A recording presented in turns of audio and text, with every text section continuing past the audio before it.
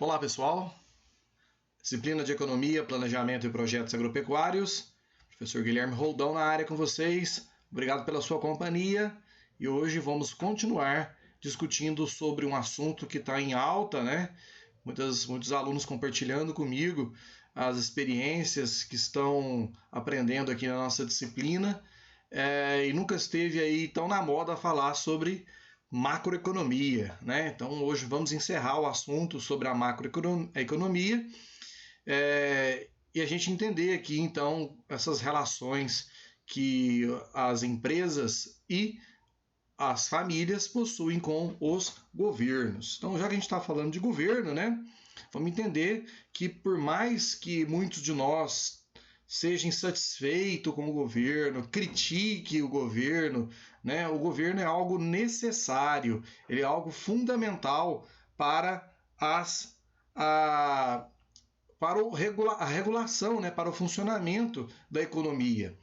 O governo, então, ele basicamente ele exerce influências dentro da ordem das famílias e das empresas por meio do oferecimento de serviços públicos, né? E esse governo ele é abastecido, né?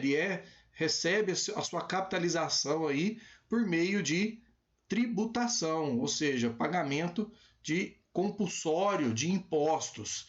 Então, é a forma como o governo se abastece, né, de recursos monetários.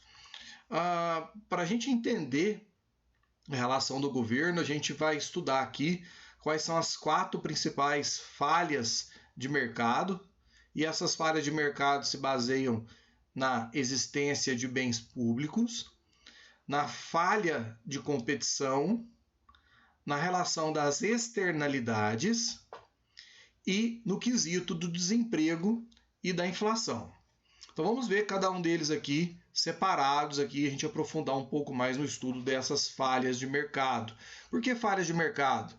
Porque a livre concorrência, né, a condição de oferta e procura baseada no mercado, ela não garante essas condições que só os governos possibilitam aí que isso seja implementado aí para uma população. Então vamos lá ver o primeiro. O primeiro aqui é a relação da existência dos bens públicos, ou seja, a existência desses bens públicos, elas são caracterizadas por serem indivisíveis. E o que é ser indivisível? Indivisível significa que o consumo de um indivíduo não prejudica o consumo dos demais membros da sociedade. E a existência de bens públicos, além de ser indivisível, elas respondem pela não exclusão do consumo desses bens. O que é a questão de ser não excludente? Não se pode impedir o uso ou o benefício, né, desse serviço por nenhum dos indivíduos. Um exemplo, para ficar claro, seria a iluminação pública. A iluminação pública ela é igual para todos, independente para aqueles que contribuem com impostos ou para aqueles que não contribuem, né? Ela é indivisível. O consumo da energia elétrica pública, né, por meio do poste lá da iluminação, né, da rua, ela não prejudica o consumo de outros membros da sociedade.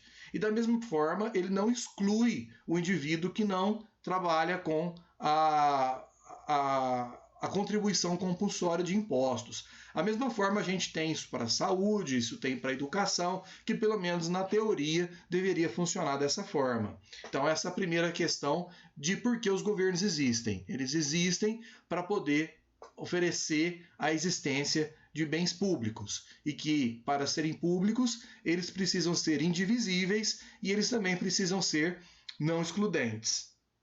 Outra relação também de por que a existência dos governos é a questão da falha de quando há falha de competição, né? Isso a gente vai destacar na existência dos monopólios naturais. Então, as distribuidoras de energia, distribuidoras de água, né, geralmente estão na mão aí de monopólios naturais e o governo ele atua, né, como um regulador, porque enquanto monopólio essas empresas teriam total liberdade para cobrar o preço que elas acharem, né, interessante, né, já que elas estão sozinhas no mercado.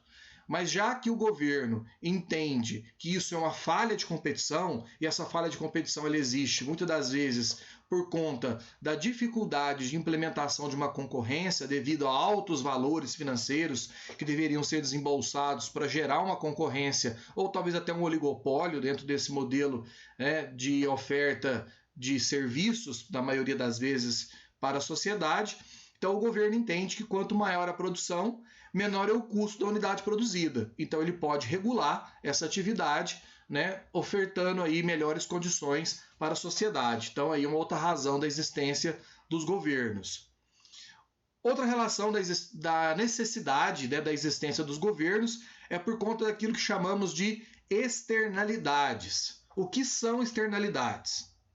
Externalidades são todos os efeitos que são exercidos pela produção de uma empresa, tá? Uma firma, tudo que ela produz, ou o consumo ainda de alguns indivíduos sobre terceiros. Isso pode ocorrer de forma negativa ou positiva. Então imaginem, qual o efeito que uma fábrica de cimento ela exerce sobre uma sociedade ou sobre um bairro onde ela é instalada?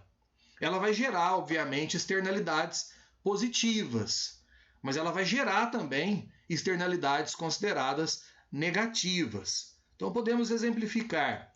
Positivamente, uma fábrica de cimento instalada, ela gera mais empregos. Ela gera também uma maior arrecadação de impostos.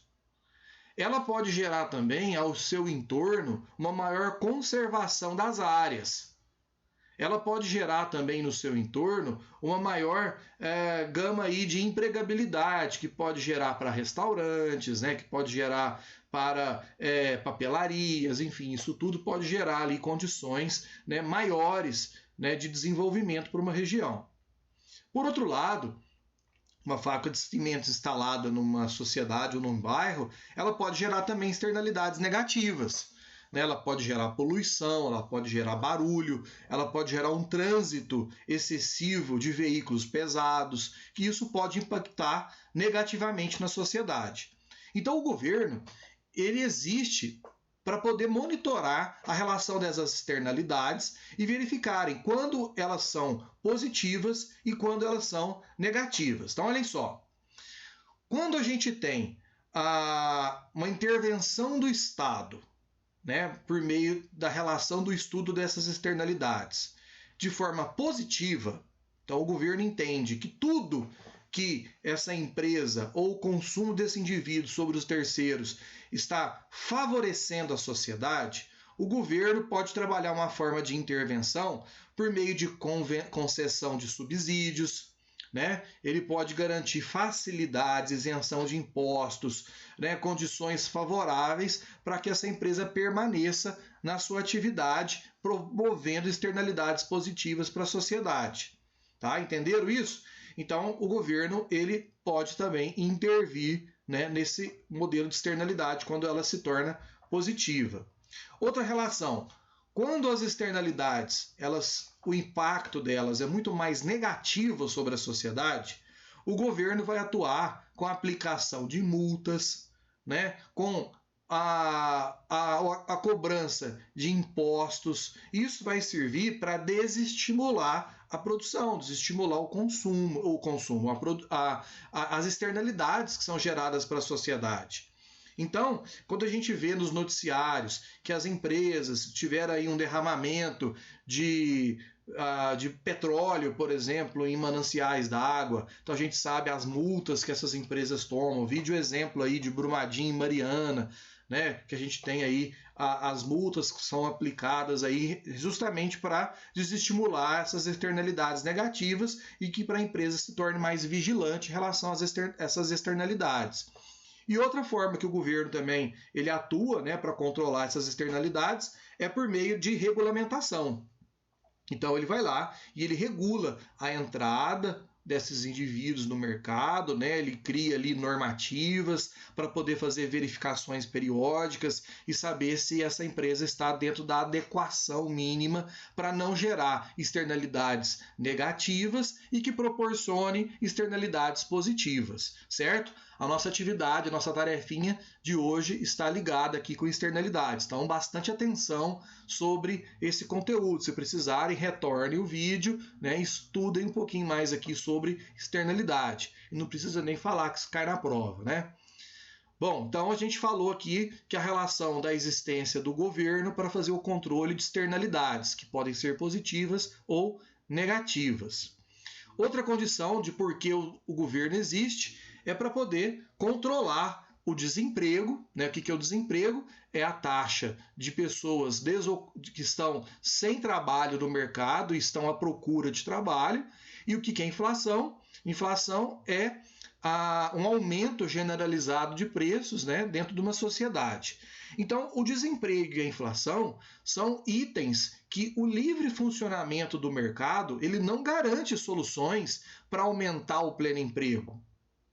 Né? Então, muitas das vezes precisa do Estado implementar políticas, né, que favoreçam a geração de emprego, que facilitem, né, a permanência, inclusive, dos empregos. Estamos vivendo recentemente aí, vocês devem estar acompanhando os noticiários sobre a preocupação que o Estado tem em manter os empregos, né, dos trabalhadores mesmo em condições de crise. Então a gente tem aí uma intervenção também do Estado para manter um pleno emprego. E outra relação também que o governo ele precisa muitas das vezes intervir é na relação da inflação, né? Nesse aumento generalizado de preços, né, dentro de uma sociedade. Então o governo muitas das vezes ele precisa atuar de forma pontual para permitir a estabilidade dos preços, certo? Então isso aqui também é a nossa última condição aqui de porquê, né, que essas falhas de mercado, por que o governo ele precisa existir para poder regular, né, para poder atuar de forma pontual aí no que nós chamamos de falha de mercado. Certo? Então esse aqui é o nosso último item em relação às falhas. Bom, um outro cenário que a gente precisa entender de forma macroeconômica é a gente entender o que é o crescimento econômico. Nós já começamos a falar sobre isso na aula anterior, então nós já distinguimos, né, o que é crescimento econômico para recessão, mas agora a gente vai entender uma cerejinha do bolo aqui dentro do crescimento econômico. Sendo que o conceito de crescimento econômico se baseia, então, na expansão do produto real ao longo do tempo. Né? Então, a gente tem lá o PIB, né? Todas as riquezas são produzidas num país, elas, quando comparadas com o período anterior, se isso foi maior, nós dizemos que o país está em crescimento econômico. Bom, a curto prazo, a gente pode entender que o governo, quando ele aumenta o consumo, né? Ou ele aumenta também os gastos do governo quando ele compra mais do mercado, quando ele atua como um agente regulador aqui da economia, ele se torna um indivíduo importante para a expansão do produto. Então, quanto mais gastos o governo tem com a sociedade, né, mais dinheiro ele injeta na economia. E se ele tem dinheiro injetado na economia, ele tem uma alta circulação, né, de ativos econômicos. E a possibilidade do crescimento econômico se torna também evidente numa relação aqui de curto prazo. Bom, a longo prazo a gente tem aí outras variáveis, né, que precisam ser analisadas, que dependem de N fatores, né, de condições globalizadas, por exemplo, políticas, econômicas, né? Que isso é difícil elaborar esses cenários aqui. E o interessante é que a gente acompanhe, né, a evolução e as tendências para a gente entender se a longo prazo um país permanecerá em crescimento econômico. Mas a gente analisando o conceito a curto prazo pelo PIB e pelas projeções que o governo faz, a gente já consegue ter uma ótica, né, de sinalização se a economia está crescendo ou ela está retraindo. Bom, então como é que a gente pensa e entende que há crescimento econômico em uma sociedade? Primeiro, há uma acumulação de capital, né? Então a gente tem reservas econômicas, as famílias possuem poupanças, A gente percebe também um grande avanço em inovações tecnológicas, tá? Principalmente aplicadas ao setor produtivo, e a gente também percebe uma elevação significativa na eficiência do trabalho.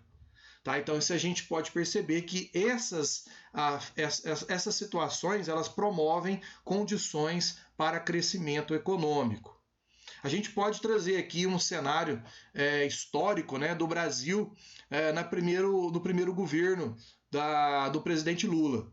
Então a gente vê que o Brasil, quando o Lula pega o país, né, organizado, o país com a moeda estabilizada, com acúmulo de capital significativo, um câmbio também controlado, né? A gente teve um ingresso muito interessante de inovações tecnológicas no país, e a gente conseguiu também aumentar os postos de trabalho no país. Se vocês pegarem os dados históricos, foi um momento que o país cresceu significativamente. Isso se dá também por outros fatores externos, tá? A gente entende que quando a China foi a compra, né, das commodities, principalmente as que o Brasil produzia, as agrícolas, né, que o Brasil ainda produz, isso favoreceu muito ao crescimento econômico brasileiro. Bom, então é uma relação que a gente precisa entender. Qual que é a diferença, então, para o crescimento econômico e o desenvolvimento econômico? E qual deles é melhor? Como implementar e por que isso se torna necessário o estudo dentro de uma sociedade? Então a gente entende que o crescimento econômico ele se diz respeito à elevação do produto agregado do país, ou seja, o aumento do PIB, né? O crescimento econômico se dá quando o PIB, né, ele se torna aí algo elevado ao longo do período histórico. O desenvolvimento econômico ele é uma corrente onde leva em consideração não somente o aumento do produto agregado, mas também a qualidade de vida da sociedade. E quais são as condições de diferenças econômicas e sociais entre as pessoas? Então nós percebemos que o Brasil, embora seja um país de rico, né, um país que possui condições aí para crescimento econômico, é um país ainda que tem uma distância muito grande para o desenvolvimento econômico, muito por conta dessas diferenças, né, sociais que tem no país. Ou seja, o dinheiro está muito concentrado na mão dos mais ricos, né? Existem dados que dizem aí que cerca aí de 80 a 90% do dinheiro do país, né, de tudo que se produz nesse país, está na mão de 10% da população.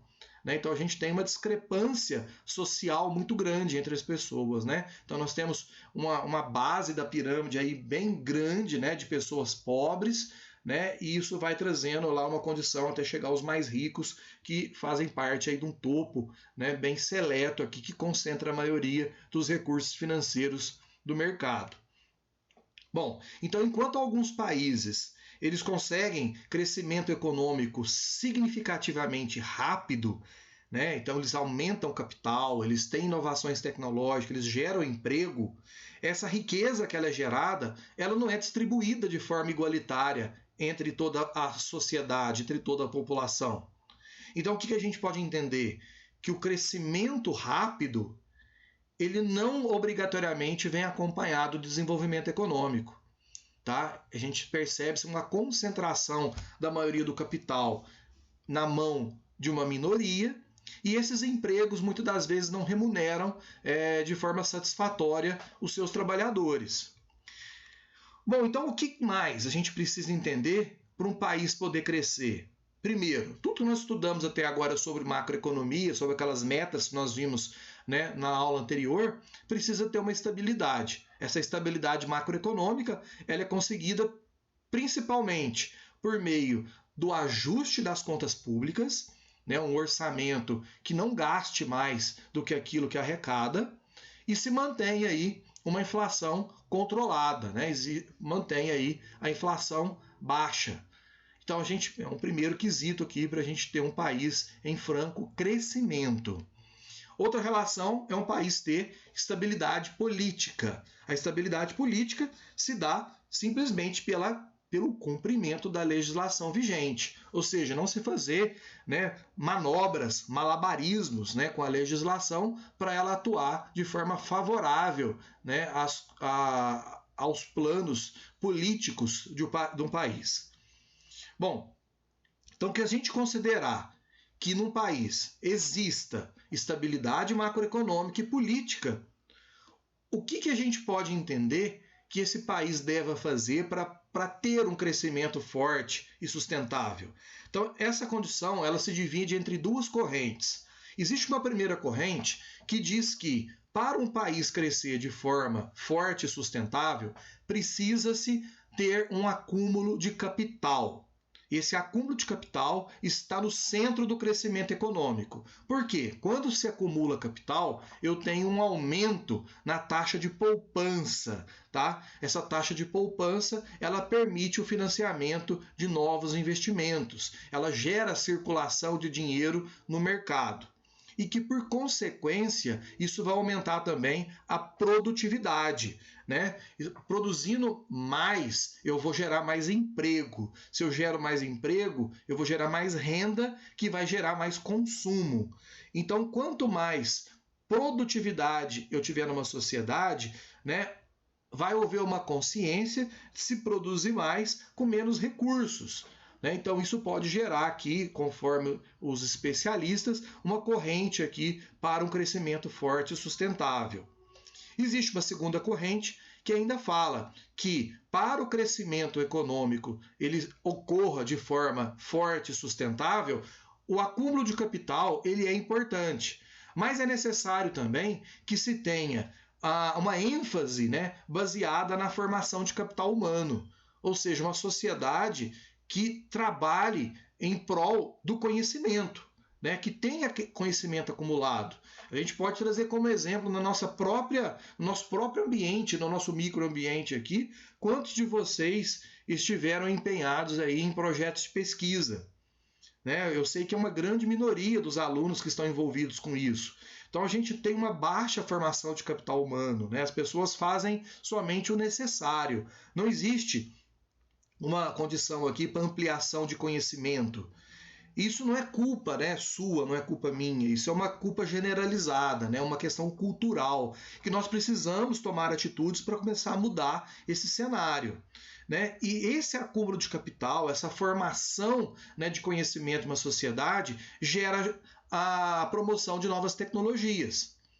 E aí se começa, né, a incentivar investimentos em educação e pesquisa. Um cenário que eu posso tratar com vocês, a década de 60, 70, a gente tinha um cenário muito parecido entre o Brasil e a Coreia do Sul. Países, né, de produção de produtos primários, né, extremamente agrícolas, né, e que exportavam matéria-prima e compravam produtos acabados.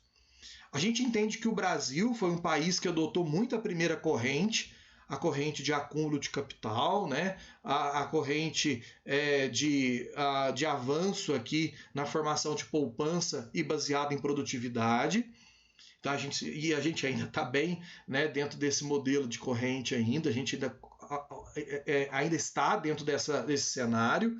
E a gente tem a Coreia do Sul, que passou a investir na formação de capital humano, acumulação de conhecimento, gerando tecnologias.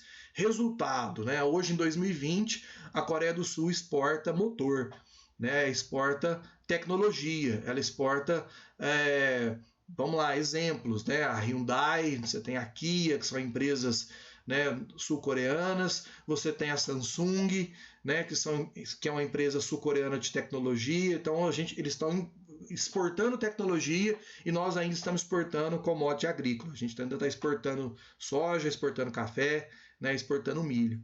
Então, são situações aqui de diferença aqui na aplicação entre as duas correntes econômicas.